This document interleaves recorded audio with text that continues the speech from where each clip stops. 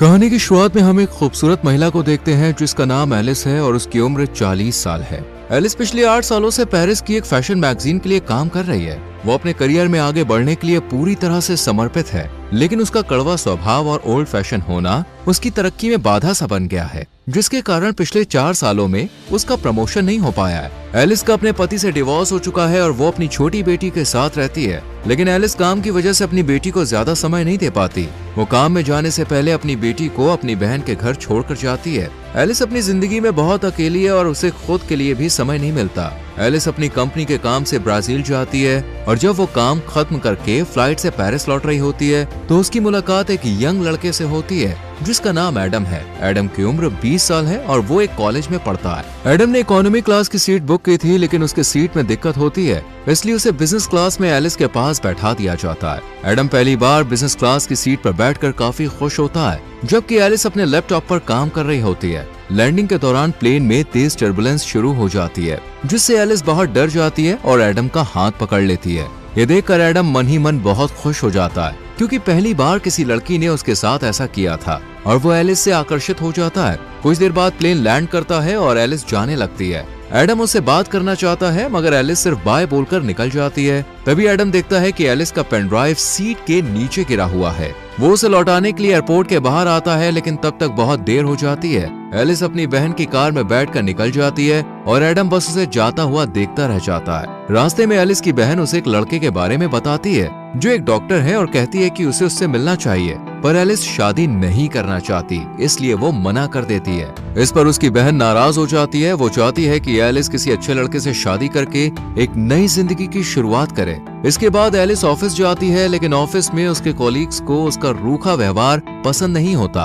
और वो आपस में उसकी बुराई करते हैं। हालांकि ऑफिस में एलिस का एक मेल फ्रेंड है जो उसे हर चीज में सपोर्ट करता है। ऑफिस की एक स्टाफ मेंबर एलिस को बताती है कि एडम नाम के किसी लड़के का कॉल आया था, वो तुमसे बात करना चाहता है, लेकिन एलिस ये कहकर मना कर देती है कि वो किसी एडम को नहीं जानती है। फिर एलिस अपने बॉस के पास जाती है और प्रमोशन की बात करती है, पर वो कहता है तुम्हारे लिखे हुए आर्टिकल पुराने लगते हैं, लोगों को उनमें अब कोई दिलचस्पी नहीं है, तुम्हें कुछ नया और रोमांच लाना होगा। अगर ऐसे ही चलता रहा तो मुझे तुम्हें नौकरी से निकालना पड़ेगा। ये सुनकर एलिस आज देर रात तक ऑफिस में काम करती है और सोचती है कि वो कुछ नया और रोमांच कैसे ला सकती है। तभी उसके पास वही स्टाफ मेंबर का नोट मिलता है जिसमें लिखा होता है कि वो लड़का पेन ड्राइव की बात कर रहा था। एलिस को याद आता है कि उसने गलती से पेन ड्राइव प्लेन के अंदर गिरा दी थी। वो तुरंत एडम को कॉल करती है और कहती है कि तुम कहाँ हो, मुझे पेन ड्राइव चाहिए, वो बहुत जरूरी है। एडम उस समय अपने दोस्तों के साथ एक बार में होता है जहाँ वो एलिस को आने के लिए कहता है। जब एलिस बार के बाहर पहुँचती है तो एडम उसे अंदर ले जाता है और अपने दोस्तों से मिलवाता है।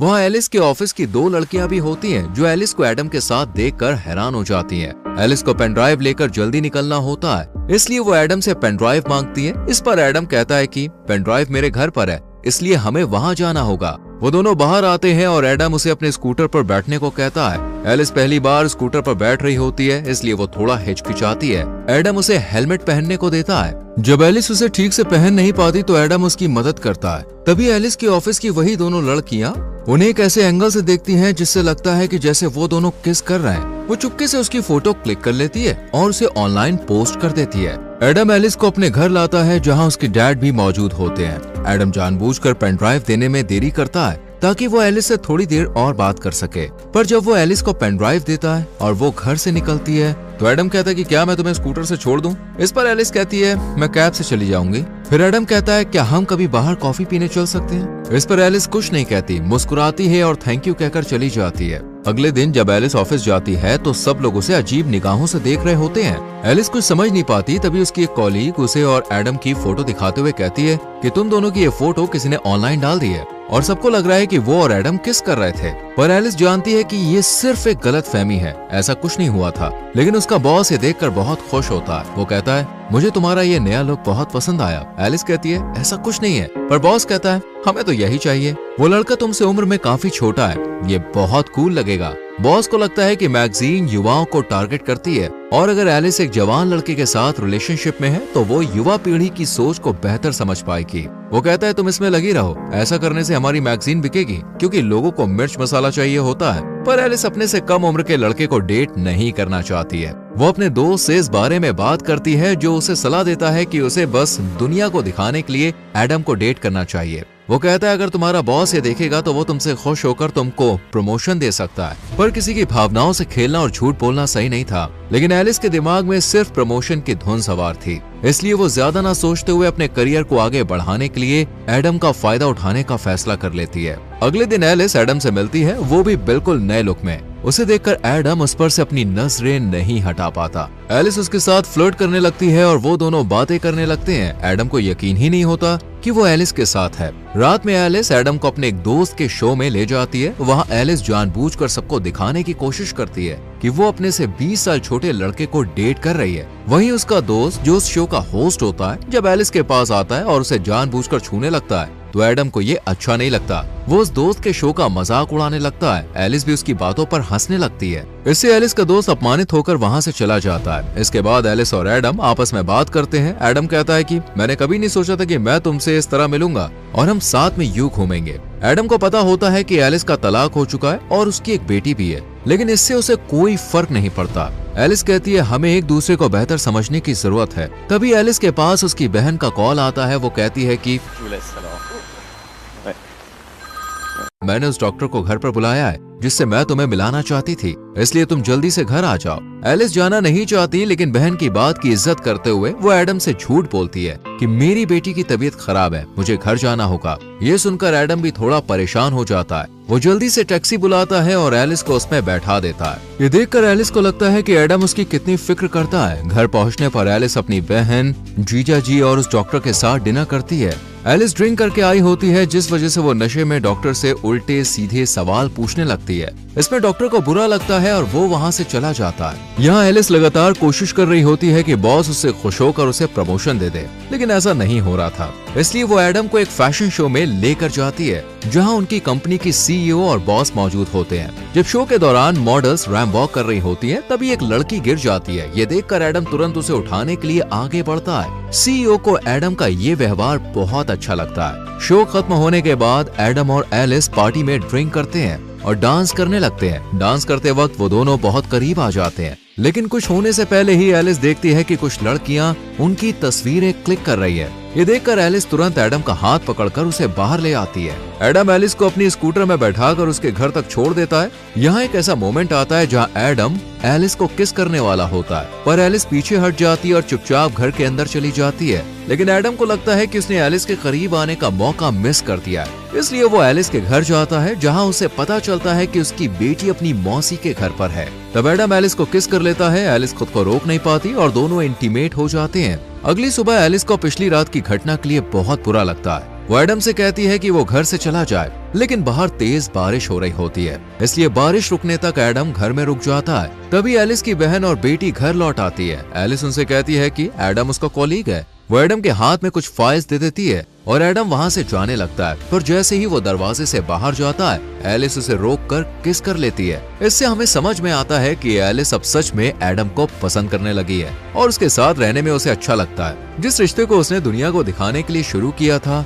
अब वो सचमुच एक एहसास में बदल चुका है। इसके बाद से एडम और एलिस अक्सर साथ में घूमने लगते हैं। एडम उसे सरप्राइज देता है, उसे घुमाने ले जाता है, जो एलिस को बहुत पसंद आता है। अब एलिस और एडम के बीच गहरी भावनाएं विकसित होने लगती हैं। दोनों साथ में बहुत खुश होते हैं। एक दिन एडम एलिस से पूछता है कि तुम दिखने में खूबसूरत हो, अमीर हो, तो फिर तुमने मुझे पसंद क्यों किया? इसका जवाब एलिस के पास नहीं होता, क्योंकि वो अपने फायदे के लिए एडम के साथ रिश्ते में आई थी, पर अब उसे सच में एडम से प्यार हो गया है। कुछ दिन के बाद एलिस को काम में प्रमोशन मिल जाता है, जिससे वो बेहद खुश होती है। लेकिन अब वो एडम के बारे में सोचने लगती है, क्या उसे इस रिश्ते को जारी रखना चाहिए?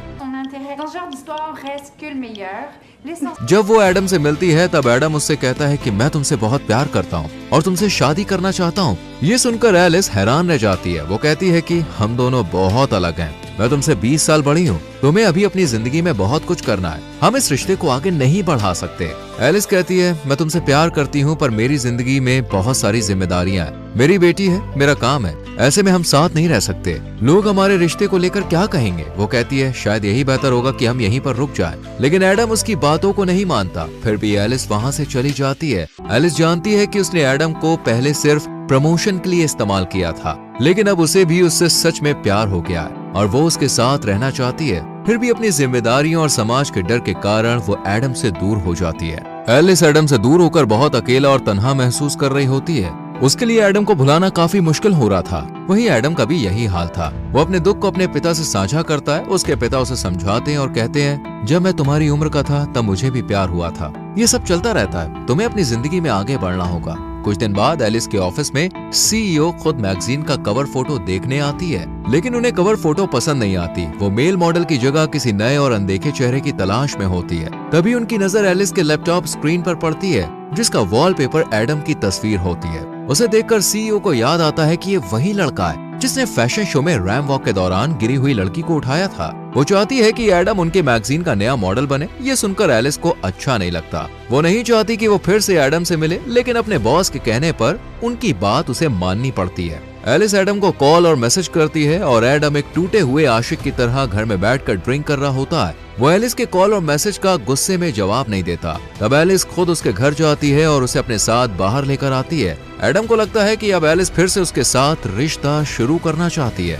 लेकिन एलिस उसे बताती है कि तुम्हें मैगजीन के लिए मॉडल बनना होगा, तुम्हें खूबसूरत लड़कियों के साथ काम करने का मौका मिलेगा और इसके लिए तुम्हें पैसे भी मिलेंगे। ये सुनकर एडम गुस्से में आ जाता है। उसे समझ में आ जाता है कि एलिस अपने काम के लिए उसके पास आई है। वो कहता है, मैं अब तुमसे मिलना नहीं चाहता, अच्छा होगा हम कभी ना मिले, और वो गुस्से में वहाँ से चला जाता है। जिस दिन एडम का फोटोशूट होना होता है, सभी एडम के आने का इंतजार कर रहे होते हैं। एलिस को डर लगता है कि अगर एडम नहीं आया तो उसे नौकरी से निकाल दिया जाएगा। तभी एडम वहाँ पे आ जाता है क्योंकि वो अब भी एलिस से प्यार करता है। उसे मेकअप रूम में ले जाया जाता है जहाँ उसका लुक तैयार किया जा रहा होता है। तभी उसके पास एलिस का दोस्त आता है और एडम से माफी मांगता है। वो कहता है कि मैंने ही एलिस को सलाह दी थी कि वो तुम्हारे साथ झूठा रिश्ता बनाए ताकि उसे प्रमोशन मिल सके।